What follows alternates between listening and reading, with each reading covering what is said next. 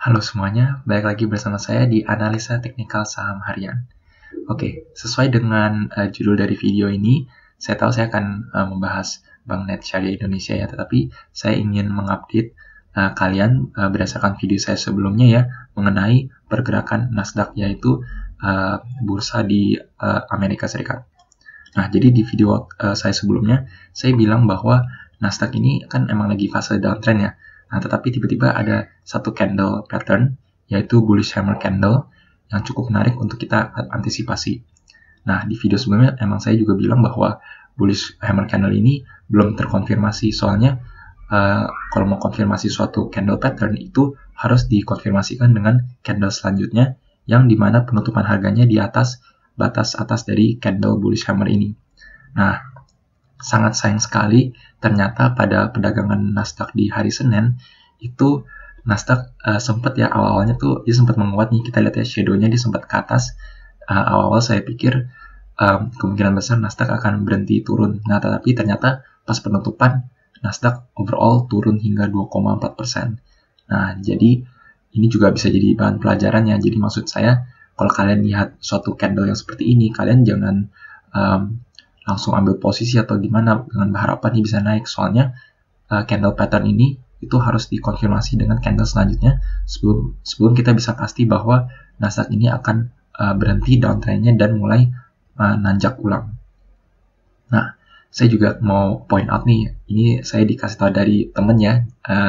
Kan saya awalnya bilang bahwa Nasdaq hanya emang lagi downtrend. Kalau saya kan biasanya lihatnya dari moving average-nya ya.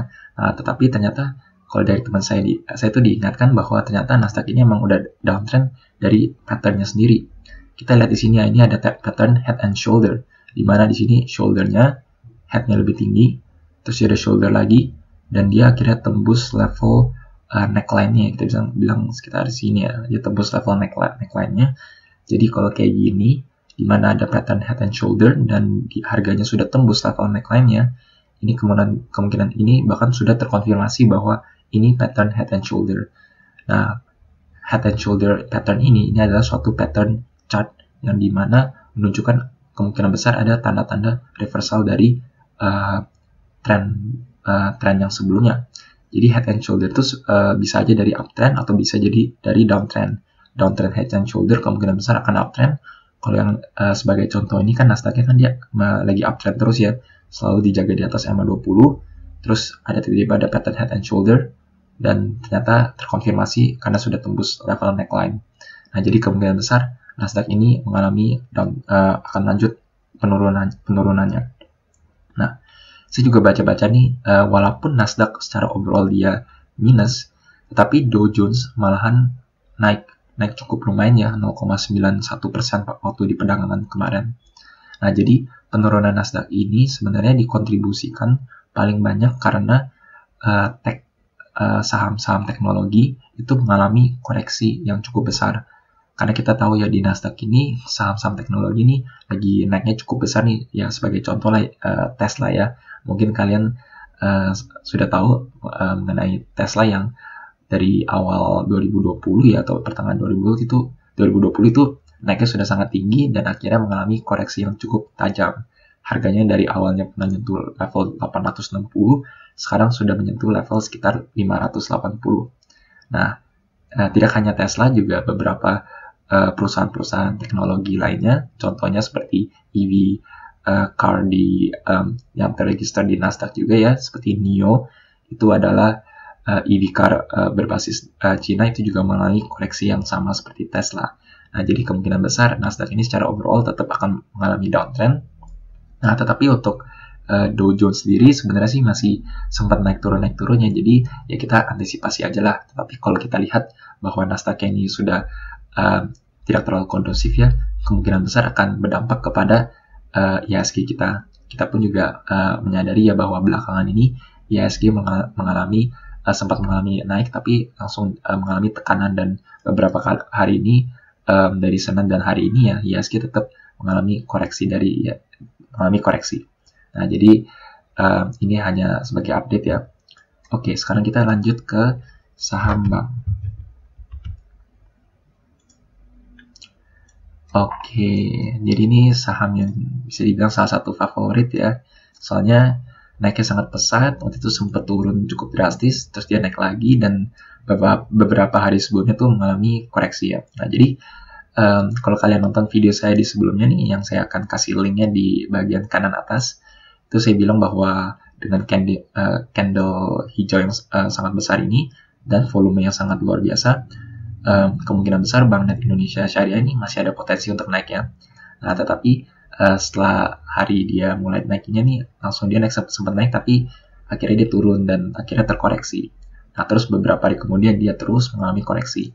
Nah, tetapi yang uniknya adalah yang saya pantau dari bank ini, saham bank ini itu adalah dia turunnya sebenarnya nggak terlalu signifikan ya, maksudnya turunnya nggak drastis banget dibandingkan dengan saham-saham lain saat IHSG kita berdarah. Kita lihat ya, ini turunnya sangat kecil-kecil. Nah, terus yang uniknya lagi adalah kita lihat di sini ya, harganya dia terus turun, tetapi MACD-nya nih pelan-pelan dia membaik. Ya, kita lihat ya. Soalnya ini kalau di trading view ini tuh kalau dia membaik tuh warnanya dia lebih putih. Harganya dia terus turun, tapi MACD-nya menaik nih. Sampai pada poin ini pun dia tetap naik ya. Nah, jadi sebenarnya ini bisa diantisipasikan lah bahwa saham bank ini kayaknya akan meloncat lagi nih setelah loncatan dia yang awal saya pernah sebut. Nah, tapi kalian di untuk video ini sih saya juga ya menunjukkan bahwa ya ini banknya emang ada tanda-tanda dia mau naik ya, tetapi saya juga mau kasih warning untuk kalian tetap berwaspada. Soalnya saham Bank Net ini kan naiknya tinggi sekali ya. Kemungkinan besar dia juga bisa turun sangat cepat. Nah, jadi kita harus siap-siap exit plan kita. Nah, untuk saham-saham seperti ini yang naiknya sangat tinggi dan yang kemungkinan bisa naiknya bisa turunnya juga bisa tinggi ya, saya lebih suka menggunakan osilator stokastik. Soalnya stokastik ini lebih sensitif dengan pergerakan harga. Nah, kita lihat ya di bagian stokastiknya ya, untuk harga di saat ini, saat penutupan, ini stokastiknya sudah mencapai level 91, sekitar 90 ya 95 ya, atau 9, ya sekitar segituan lah ya, 90-an. Dan ini sudah melebihi garis batas normalnya, yaitu stokastik sekitar 80. Nah, kalau saran saya, seperti saya pernah jelaskan di video-video saya sebelumnya ya mengenai saham-saham yang digoreng atau yang naiknya sangat tinggi, saya sangat sarankan untuk kalian take profit. Jadi jangan dibiarin sampai kayaknya masih bisa naik lagi nih, kayaknya bisa naik 50% lagi nih, atau ada yang saya pernah baca-baca ada yang bilang kayaknya bisa sampai 2.500 lagi nih, kayaknya saya tunggu aja deh, saya nggak jual sama sekali, saya mau tunggu sampai tinggi sampai di puncaknya saya baru jual semua. Nah, masalahnya di market itu tidak ada yang bisa pasti tahu kapan puncak harganya, agak sulit. Jadi maksud saya, kalau kalian mau jual di harga yang paling puncaknya nih seperti ini nih, kalian mau jual pas di sini, itu bahkan trader profesional pun bisa meleset gitu. Nggak 100% bisa pasti, oh ini udah puncaknya, nggak mungkin bisa naik lebih tinggi lagi. Kecuali kalian bandar ya, mungkin kalian tahu jadi kapan harganya naik dan kapan kalian turunin. Nah, kalau kita sebagai retail, agak sulit untuk kita bisa prediksi kapan puncaknya. Nah, jadi saya sarankan kalian harus rutin take profit. Kalian bisa mengandalkan analisa osilator teknikal ini untuk menjadi dasar kalian menjualnya. Seperti ini yang saya bilang ya, osilator ini kan untuk menunjukkan area overbought dan juga area oversold. Nah, kalau osilatornya pada stokastik ini udah menyentuh, kita lihat ya, ini historinya stokastiknya pernah nyentuh sampai sekitar 98 ya, atau sampai 100 kayaknya ya, soalnya dia naik-naik terus ya. Nah, saran saya adalah kalau besok bank masih bisa naik, loncat gitu ya, biasanya kan di menit-menit awal kan itu dimana volumenya sangat tinggi, sangat volatile ya. Nah, kalian maksimalkanlah menit-menit awal dari pembukaan perdagangan di saham ini Bank Net. Nah, jadi pas pada awal itu kalian pantau stokastiknya. Kalau misalkan stokastiknya sudah menyentuh level 100-an atau 90-an, saya ini saat ini pakai time frame per jam ya. Kalau saya sih lebih suka time frame per jam. Jadi kalian boleh aja pakai time frame per jamnya. Ntar kalian lihat, kalau misalnya stokastiknya udah menyentuh level 100-an atau 98, saya saranin kalian take profit dulu. Seperti di video saya di Banknet sebelumnya, bisa aja kalian take profit lah, misalkan 70% dari lot yang kalian punya, dan sisa 30%-nya kalian ya bisa pantau. Misalkan kalau dia naik lagi ya syukur, kalian bisa misalnya naik 5% lagi ya kalian jual aja sisa 30% lotnya di kenaikan 5%-nya lagi gitu misalnya. Nah, kayak gitu. Soalnya kalau kalian nggak take profit, terus tiba-tiba hal terburuk terjadi seperti ini, tiba-tiba dia langsung turun drastis, kalian belum sempat take profit. Jadi pas kalian cut loss pun ya, atau misalnya kalian jual pun ya kalian rugi gitu. Sebenarnya kan bisa aja kalian udah take profit di misalnya di sekitar sini lah gitu. Jadi untuk Banknet Indonesia Syariah ini ya kalian tetap harus berwaspada ya.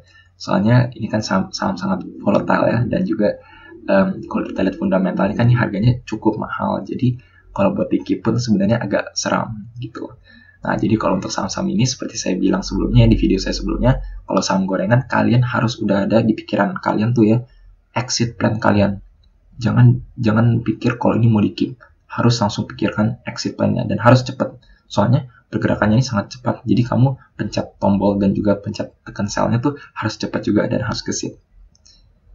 Oke, mungkin untuk video kali ini ya sampai di sini saja ya. Jika kalian merasa video ini sangat bermanfaat dan juga video-video yang saya upload ini bermanfaat untuk kalian, boleh di-subscribe dan juga pencet tombol belnya di sebelahnya supaya kalian selalu terupdate dan ternotifikasi. Sekian dari saya, terima kasih.